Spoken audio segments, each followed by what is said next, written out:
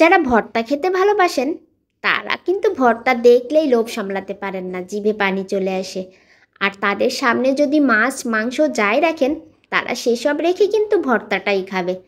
আসসালামু আলাইকুম everyone, welcome to রাহিমাইলা blog. সবাই কেমন আছেন? আশা করছি সবাই ভালো আছেন। নতুন একটি ভর্তার রেসিপি নিয়ে চলে আসলাম। আর আজকের ভর্তা পটল ভর্তা।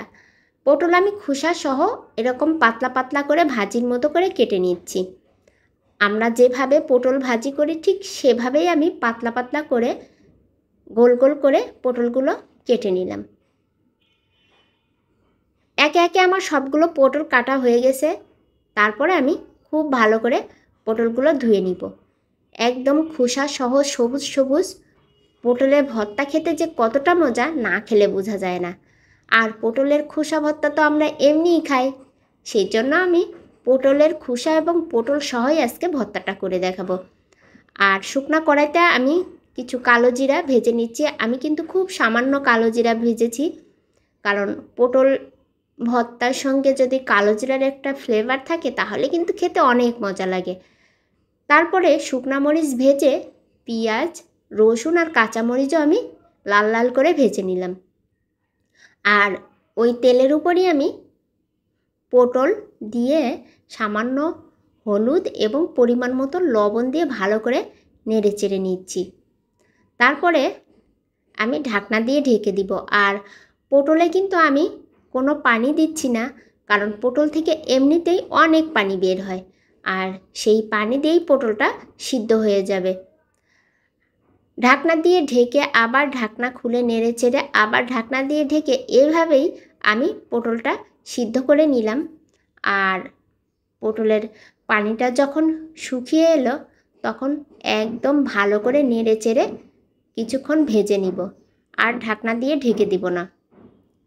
এই তো পটলটাও সিদ্ধ হয়ে গেছে খুব ভালোভাবে, আর পানিটাও শুকিয়ে এসছে। এবার আমি ভাজির মতো করে খুব ভালো করে নেড়ে চেড়ে কিছুক্ষণ ভেজে নিব।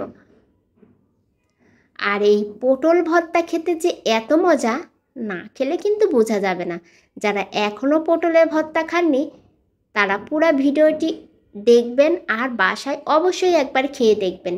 এই ভর্তা একবার খেলে এর স্বাদ আপনার মুখে লেগে থাকবে অনেক দিন। পটল ভাজা হয়ে গেলে শুকনা পাটাতে আমি কালো জিরা আগে বেটে নিচ্ছি, তারপরে শুকনা মরিচও বেটে নিব।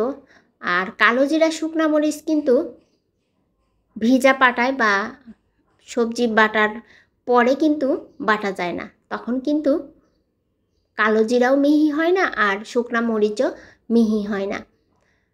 তারপরে ভেজে রাখা পেঁয়াজ রসুন কাঁচামরিচ এবার আমি বেটে নিব। আর কালো জিরার সঙ্গে পেঁয়াজ রসুন বাটার পরেই কিন্তু ভর্তাটার মানে অসাধারণ একটা স্মেল চলে আসলো। কালো জিরার গন্ধটা কিন্তু অনেক ভালো, মানে নাকে আসলেই জিভে পানি চলে আসে এরকম একটা অবস্থা। তারপরে ভাজা পটলগুলোও বেটে নিয়েছি। এবার আমি সরিষার তেল দিয়ে আর লবণটা টেস্ট করেও নিয়েছি, লবণও দিয়েছি। লবণ সরিষার তেল দিয়ে হাত দিয়ে ভালো করে মেখে ভর্তা আমার হয়ে গেছে। এবার আমি ভর্তাটা তুলে নিয়েছি পাটা থেকে। এই তো দেখতে পাচ্ছেন কি সুন্দর, কিন্তু সুন্দর শুধু দেখতে নয় খেতেও কিন্তু আরও বেশি মজা হয়েছে।